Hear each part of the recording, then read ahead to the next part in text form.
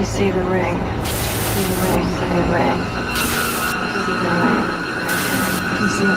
ring. You see the ring. You see the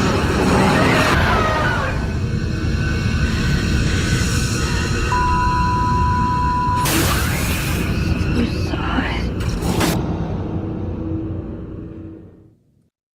Dang, that's scary. And welcome everybody to 31 Days of Monsters.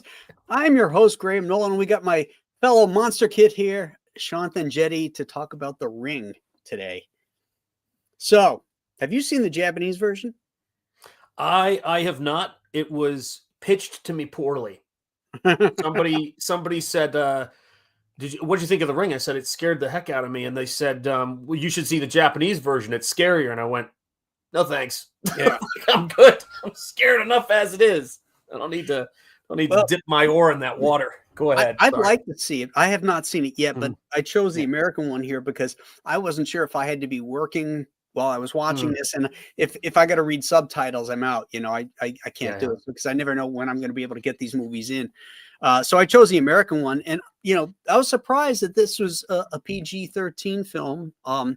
Evidently, there was a lot of stuff cut out of it because it was definitely more brutal, particularly the death of the little girl. And that definitely had a rated R rating to it. But I thought the interesting thing for me was that there was a wraparound story that got cut. Did you know about this? Chris Cooper. No. Chris Cooper plays a pedophile murderer who is who's in jail, and he reaches out to the journalist because he wants to try and convince her that, you know, he's turned over a new leaf, you know, he's a new to kind of get his sentence lightened, that kind of thing. I know where this is going. At the end, when she copies the tape, she delivers the tape to him. That's it. Yeah, I knew that's where you were going, and that makes that honestly makes a lot. That changes the whole meaning of the ending too when you see them doing it. Yes. Yeah. And I thought that was really cool, but I guess the test audience were like, well, where's Chris Cooper? You know, because he's only there in the beginning and there at the end. You know, it's this wraparound story that, you know, so they completely cut that out. And in the Japanese version, the tape she gives it to is her own father. Yeah. And she chooses not to, or the producers chose not to give it to the father because it would have made them less sympathetic to her. Yeah, at least to American audiences. Maybe the Japanese didn't care. You know, they thought, well, you know, the old guy can take it, you know, rather and save the young kid type of thing. So I thought that was very interesting. That is interesting. You know, there was I came back and looked at The Ring. I had sort of missed it when it was out in theaters. And then when Gore Verbinski did the very first Pirates of the Caribbean movie, and I saw that, I went, this guy, I think that movie was so tight, so interesting, you know, and it was one of the few movies you saw, that first Pirates film, that you know, was able to capture that. And I said, what else has he done? And they said, oh, he did this movie called The Ring. And I went, well, I got to go check that out. And you can see his real understanding and sensibilities for the camera, because adapting something that was already successful as a Japanese film to this, that it was a hit, is rare. You don't see it a lot. You know, we saw that with Speak No Evil, when that was adapted and they cut the legs out from that movie and really destroyed it. This one was at least a solid film. Have you seen The Grudge? That's another one that comes from Japanese origins. I haven't seen that one yet. Yeah, The Ring kind of got me, Graham. We were talking about this before we started, but you know, my wife is and I were both you know, brought up Catholic, and we have two very different kinds. Nothing scares that woman, Graham. I'm going to put her in a well. I'm worried. You know, she's got that quality. But nothing scares that woman. But man, when I saw The Sentinel, when I saw The Omen, when I see movies like this, I'm like, no. It's not my thing. Not my thing. The supernatural horror is freaky, you know. Yeah. Particularly like if you are Catholic or even a Christian, you know, you have to wonder, well, okay, where's God in this whole storyline? You know. Yeah. Sometimes you have to just assume there isn't one, Yeah. if this is going to happen, you know, that type of thing. Yeah, and you know what's beautiful about this movie when I go back and look at it, which may sound strange with everything I've said previously, is that there's there's a beauty between this and the Blair Witch Project Hmm. that is the quality that the VHS tape, the video cassette, has as a narrative device. It's Hmm. almost like the reel to reel in Evil Dead. You know what I mean? There's this kind of beautiful quality of the tape or the film rolling through, and then trying to wrestle with this kind of analog format when she's trying to get screen captures of it and see what things are, that Yeah. I just think is hard to replicate. You know, even Yeah. the landline, answering the landline as Yeah. a convention is something that is just adds to this film and makes it so interesting. I can't imagine without it. The funny thing is, this movie's not that old. It's It's not 2000. Is it 2012? 2002? 2002, so it's up 2002. there. Yeah, Okay, so so my kids are 20, so this came yeah. out when they 3 years before they were born. So So it's look at how much things have yeah, changed in 23 years. yeah, it's crazy, You know. Yeah. unbelievable. Yeah, Julie and I are doing this thing called Bible in a Year, and mhm. we're listening to it every day. You know, and within a year, you'll have read the whole Bible.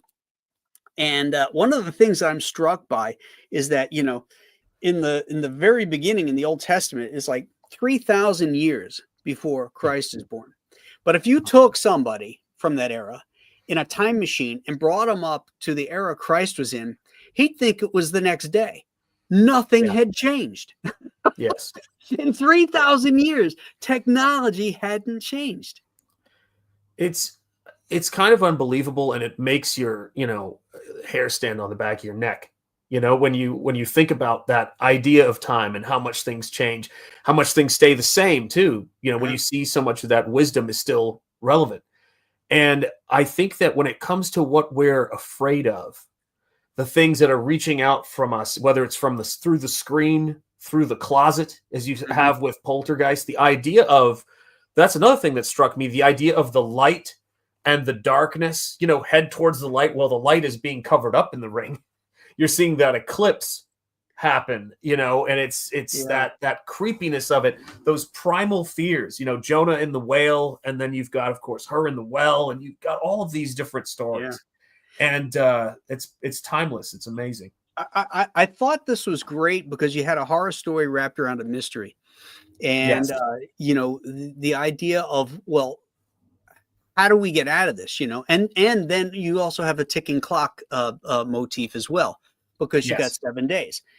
So all of that lends itself to great drama, you know, Absolutely. and they make great use out of it, you know. There's some neat little throwouts too. Like, you remember the scene where she's looking out over the apartment building and you can see Yeah. various people in the building? Well, Mhm. there's one guy who's there with a broken leg, and he's watching TV, Yes. and he's watching Rear Window. It's beautiful. Yeah. Yeah. And LB Jeffries, the James Stewart character in Rear Window, no, he's not watching Rear Window. He's watching a car race. Yes. LB Jeffries broke his leg filming a car Mhm. race. Yeah. I Yeah. love stuff like that, you know. I love that that's one of my absolute favorite movies with I love Jimmy Stewart. I Yeah. love Jimmy Stewart. One of my late father-in-law, God rest him, and my favorite movies, one of our top is It's a Wonderful Life. Mhm. And all of my comics, on my trailers, everything I do has Made with Liberty in the USA, and that's a nod to Liberty Films at the start of course, It's a Wonderful Life, and Yeah. his name. But I love Jimmy Stewart in that, and I make a nod to Rear Window and Spring Ball, where I've got him going through the city, and you can see Miss Torso in one of Ah! the windows. So yeah, I mean, but every now and again, because I love Jimmy Stewart so much, my wife would ask me a question, and I'd say, "Well, I'll go tell him to see a psychologist or a neurologist, maybe even just a family doctor. Have him take a look at you too." And we would just, it's just constantly. There's so much love for Stewart in this house. But yeah, I think that you have to have.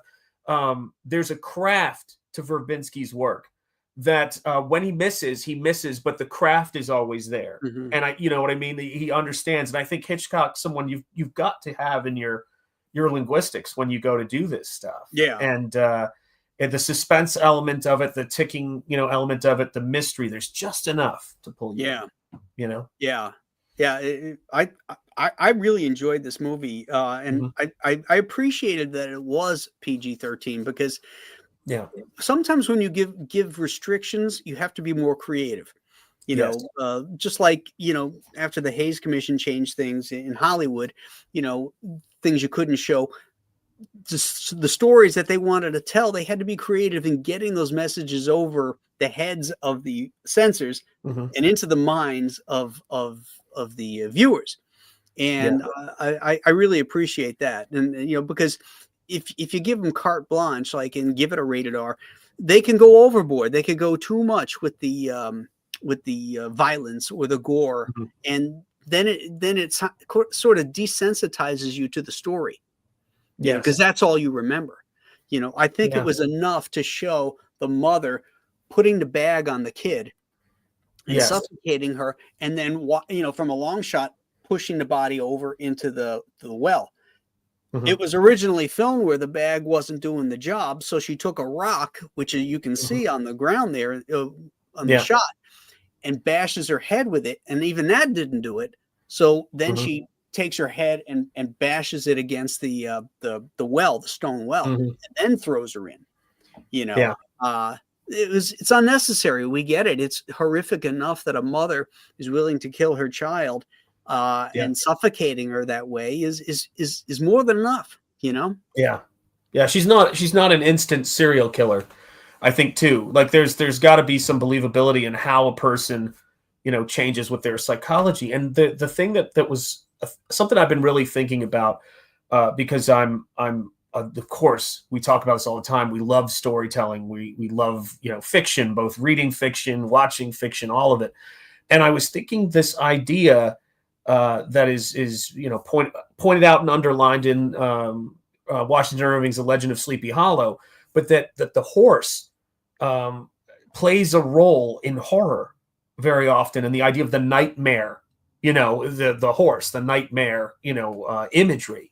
Right. And so when you see those horses and that horse eye, there is something about that is tied into horror that is beautifully chosen in this. And that's something I've just been noticing a lot lately, that idea.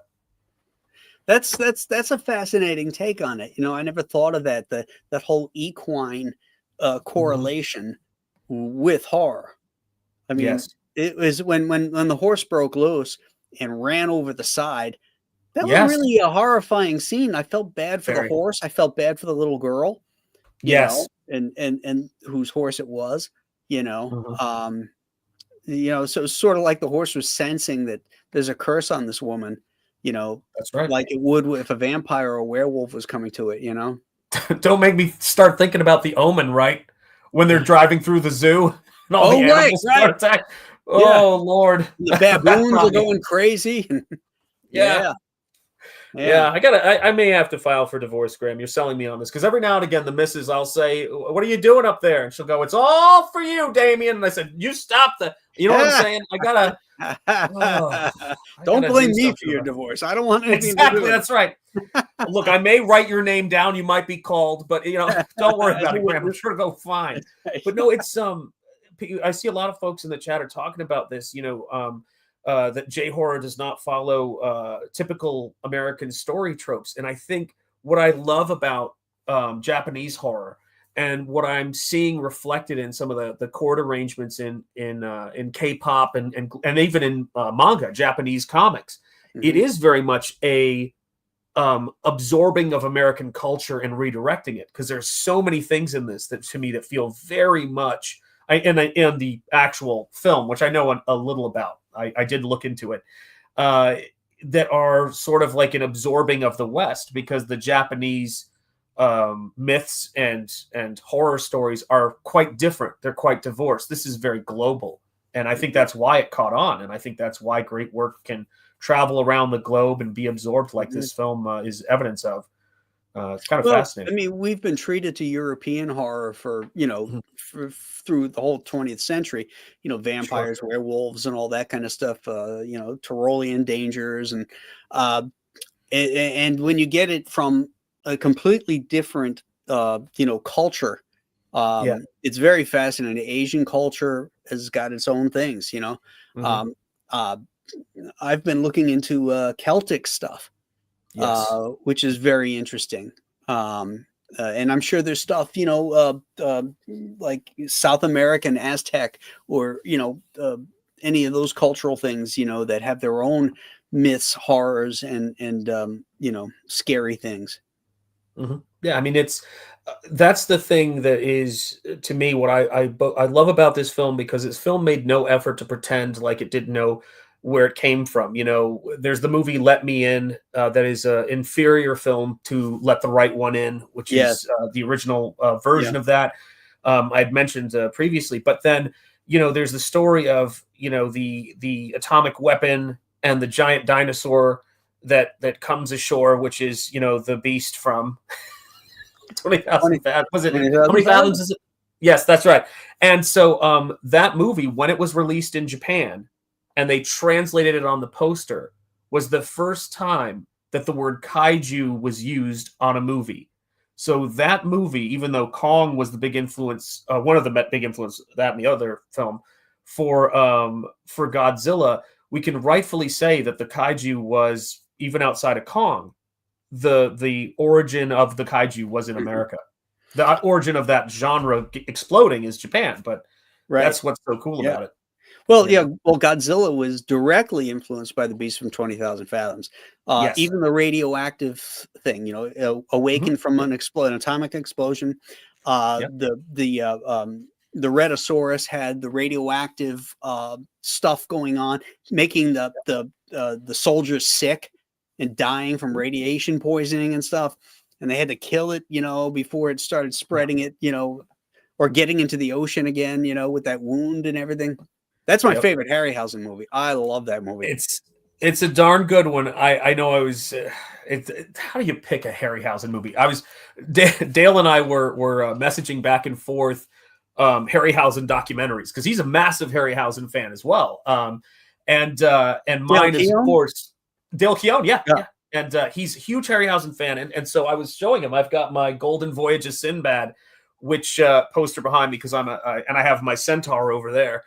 God help me. And my long-suffering wife, Graham, and but she knows I'm so passionate about this. But the writer of the Golden Voyage of Sinbad was also the showrunner for many years of the Avengers, and he also wrote and directed Captain Kronos for Hammer.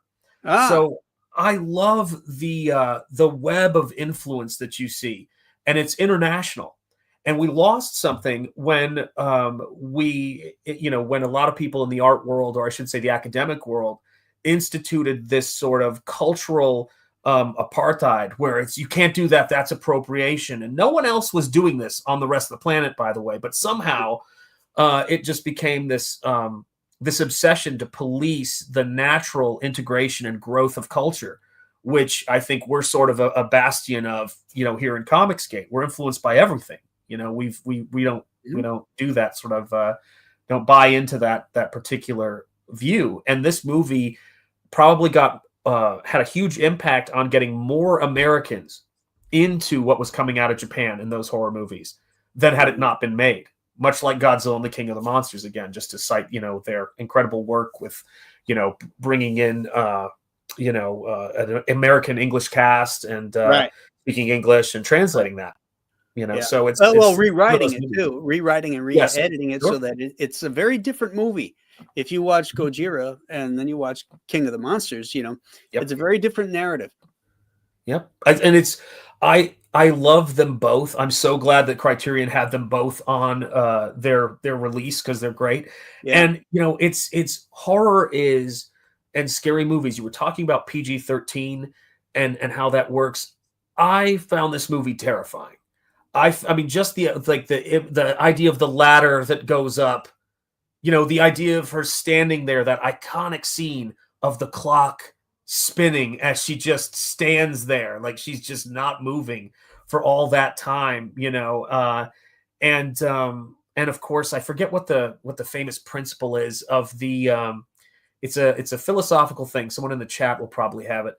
But that idea that if you're going through, you know, the woods and you come upon a wall, first find out what the wall was put there for before you remove it. And there's that element to this story of, you know, the mother has thrown her own child into this well, and she's thinking, well, the best thing I can do is to rescue this and help it release. That her son's like, what have you done? It's just incredible. Yeah. And oh God. Yeah. Yeah. I mean, it would have been nice if that stupid kid had spoken up a little earlier, you know? Sure. Yeah. I mean, you have to he didn't grow up in my household, you know, withholding information. That kid was no less creepier than Samara. Or is that her name, Samara? Samara, yep. Yeah. He was no less creepier than her, you know, with that whole haircut and the eyes, you know, crazy eyes. Yeah. I remember the first time we were watching that, and they said the name Samara. Of course, I had to look over at my wife and go, what is that, a Slavic name? You know, because, you know, that movie, The Burbs, is very much important in our household. Oh, yeah. Yeah. But I tell you, we just did a double feature of The Burbs and Matinee together. You're kidding. That's awesome. Yeah. We love The Burbs in this household. Like we watched that movie, and it's so great. What is it? I'm not going to let him out of here until he resembles the man I married. Carol, we don't have that kind of time. Yeah. Oh, about a 9 on the tension scale there, Rube. That's my favorite character of all times. Rumsfeld's got the best. Again, in my household, it's in Southeast Asia. Like we call this kind of thing bad karma. He's sitting up on the roof like a Girl Scout, you know, with his little scope and everything, and he's generally eating animal crackers. Oh, it's good stuff. Yeah, and it's this movie definitely was a 9 on my tension scale, as they said in The Burbs. Like the aspect of when the guy you know, kind of looks up and sees the security camera in the convenience store. Yep, that's right. No tan lines this morning. Looking good, Mrs. Rumsfeld. That kid's a meatball. Yeah. You know, yeah. I think that's for me. I think this movie, it really did have a huge impact in terms of how it affected the genre. And I think it was a big touchstone for horror going forward for a very long time. And that was, of course, with the original Japanese horror, you know, movement that inspired it. This kind of trying to leave things more open. Sometimes it's successful, sometimes it's not. Trying to do a lot with atmosphere, and it has in this movie. It really works well. It's kind of a miracle that it was based on another film, a recent film, and it was able to do what it did. But what were the standouts for you when you were watching it? Were there any particular acting standouts or standout moments for you in it? You know, you talked about I thought that Naomi Watts was great in this. She's great. Now, she was really sort of an unknown at this point, you know, that Verbinski didn't want any big name actors in it, you know, maybe because, you know, you don't want to telegraph who's going to survive and who's not, depending on your star quality. Although Hitchcock had turned that on its ear, you know. So you know, nowadays you just don't know. But I thought she was excellent. The guy who played the boyfriend was excellent. And one of the things I liked here is that people behaved relatively smartly, and that's something that you almost have to give up in modern horror movies. You know, we were talking about this on the Bros the other night when I was hosting, and we were talking about pet peeves in entertainment. And one of them was the fact that, you know, people behave stupidly in a horror movie. Nobody walks into a dark house and walks through their house to the kitchen on the other side and then turns a light on, you know. But in horror movies, they do it all the time, you know. And so there's a lot of that goes on in modern horror movies, and I don't think that happened here. I thought everything she did seemed to be thought out and smart, and I like that. I like that in a character. you know. Yeah.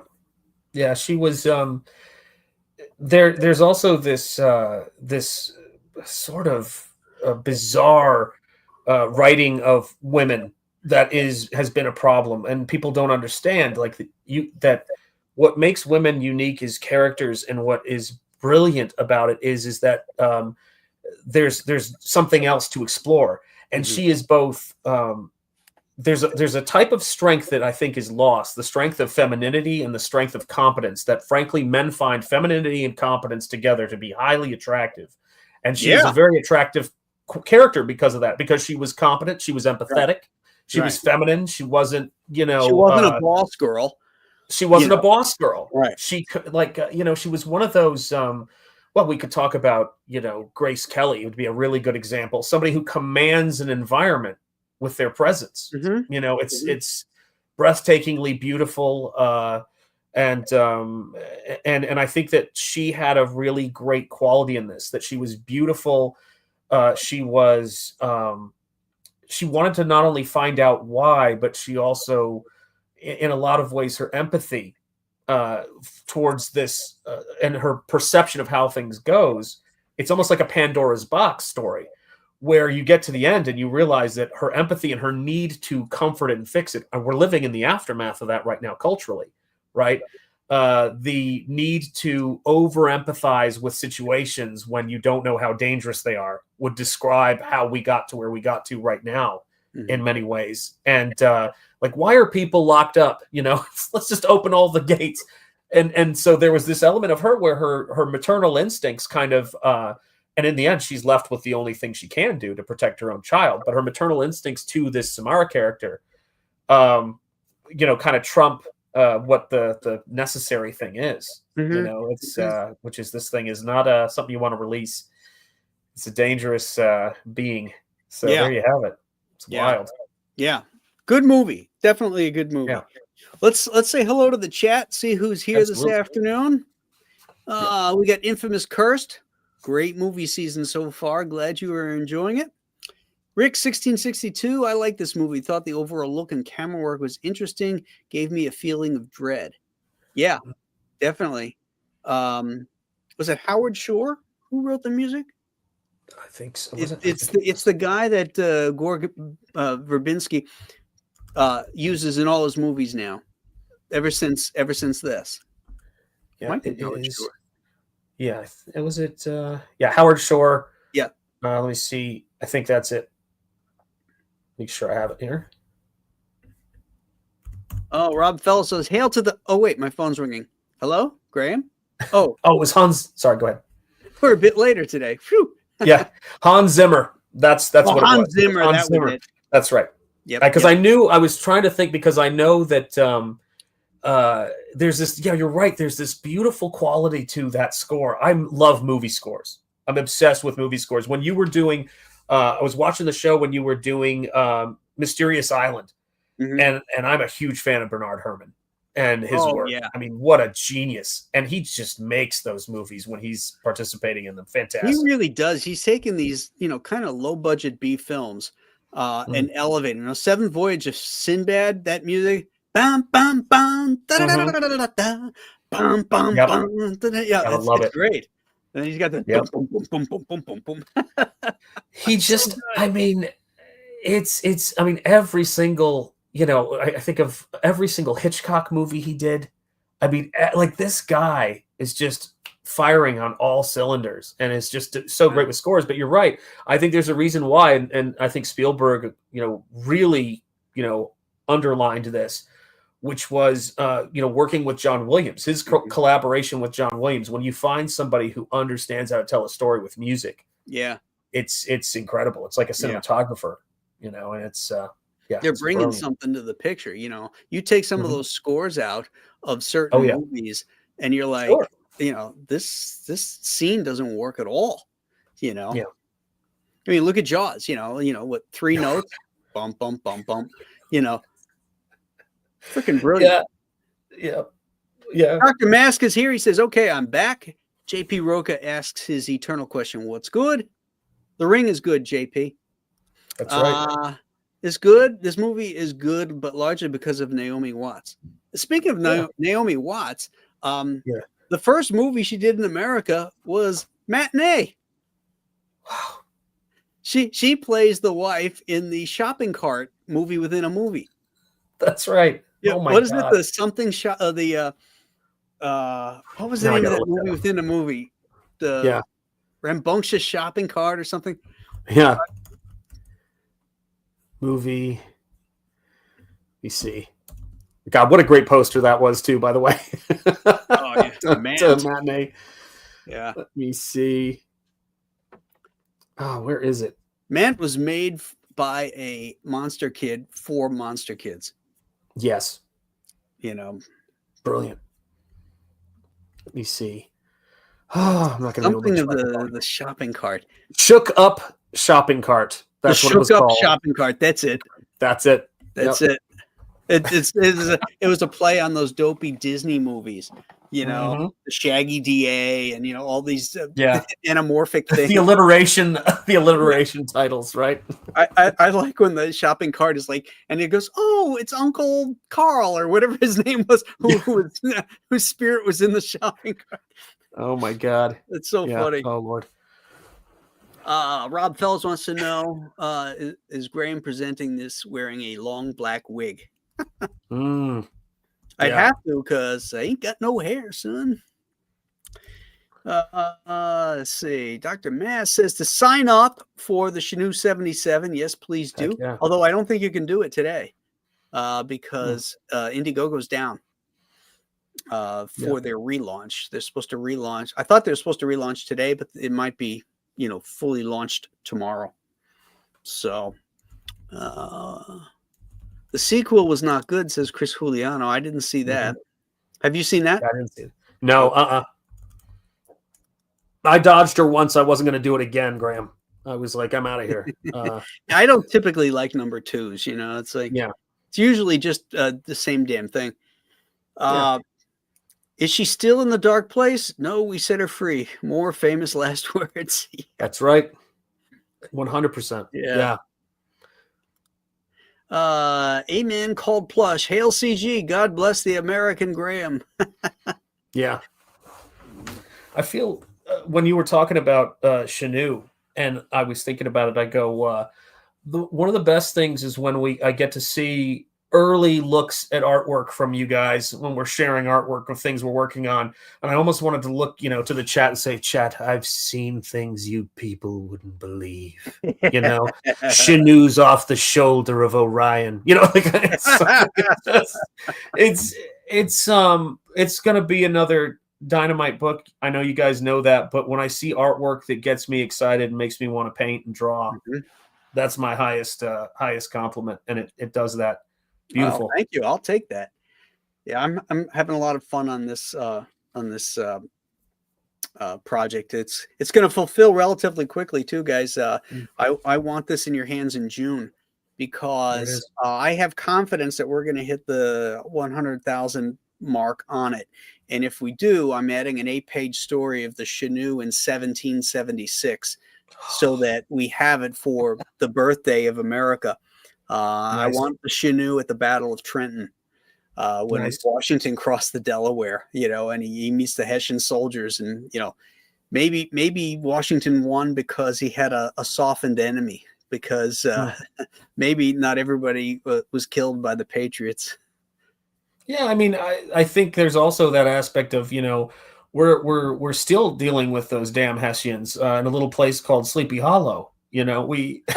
that darn Hessian mercenary still chasing Ichabod, everybody around. But no, I mean, I love one of my favorite channels on YouTube, not to get too far off on a tangent, as I always say to my wife, you can't even see the rails from here. We're so far off the rails.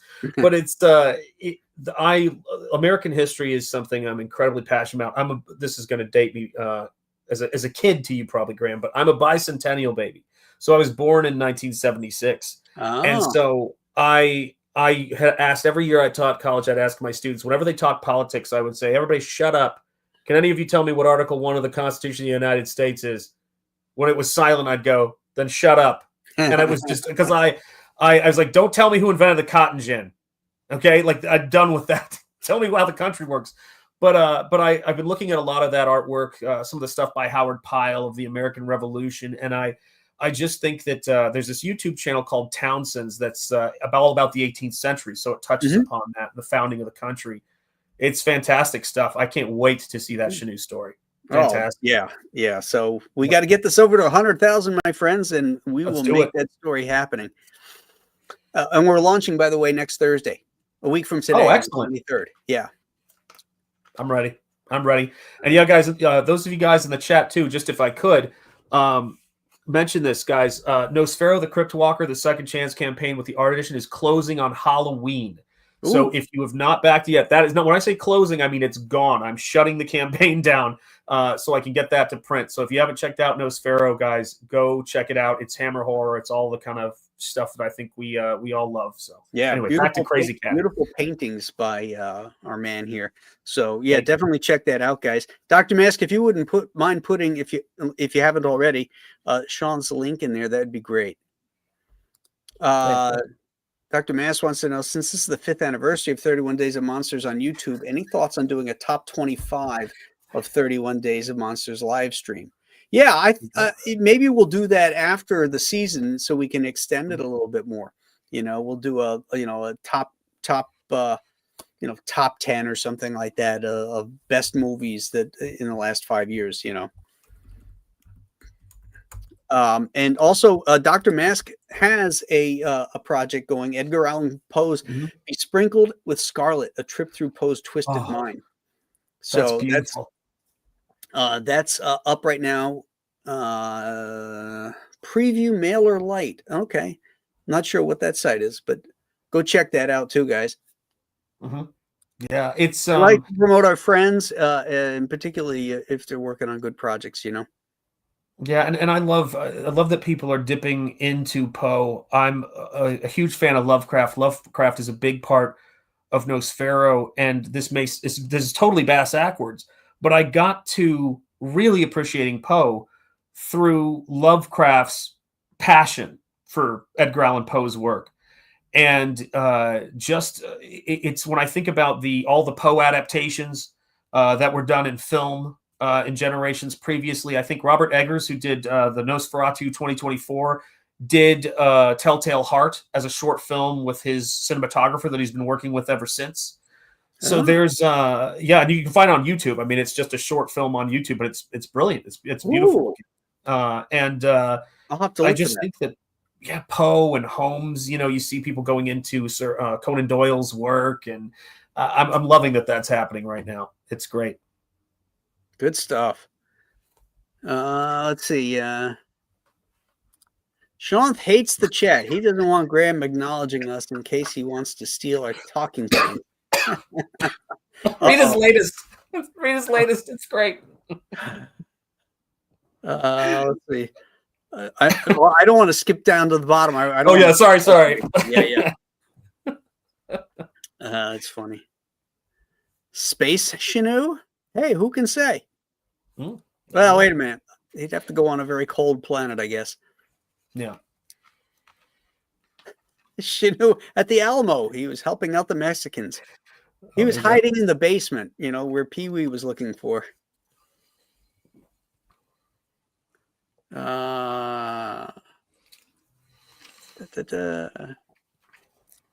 Jefferson going to war on conquering Muslim pirates has been basically scrubbed from history. It's never discussed or explored. Why no blockbuster movies of that? I'm pretty sure you know why. I have some suspicions. Yeah, but that would be awesome. Yeah. How cool would that be? That'd be incredible. It's especially if you have to be a research junkie. I don't know. Maybe you find this, but the nod to Rear Window in this movie, and the kinds of things that get brought up in the chat, thank God, show how much research and how passionate everybody is for research, history of fiction, the craft of what we do. Here it is. Is that the one? Okay. Sorry, Crazy Cat. Go ahead. Oh no, it's that's the thing I was going to say. Just in general, I'm actually working on just for myself whenever I'm taking a break. I work, as I'm sure you probably do something quite similar. But I'm working on a documentary where I'm really looking into H.P. Lovecraft, finding photos of Providence, where I actually went to school, from the 1890s when he was born, 1920s when he was writing, to really give people a sense of these real sites he was referencing, and what they look like. Because the history and the research, you can get anything out to people in video form. We can advocate for these movies we see. We can get people excited, and people might go, I'm going to watch The Ring. I haven't seen The Ring in a while, but seeing them talk about it, or knowing they're going to talk about it, right, I'm going to go check it out. And I get so much of that from the chat. People just saying, have you seen this movie? Have you seen this book? You need to go and see this. And I'm richer for it. And I think that's what the comic shop and the conventions give. And I think that's what we're doing here now. And it's a great part of all this. Well, it's the point of this show that I've been doing for 5 years. I did it for 5 years on Facebook as posts, and then 5 years on YouTube now, since I started my streaming channel. So it's been 10 years that I've been talking about these movies and trying to get people, to try different things. It's why I've got new movies and I've got old movies. I've got, cheesy movies, and I've got, just A-listers. It's just fun to explore that genre in various different forms, Absolutely.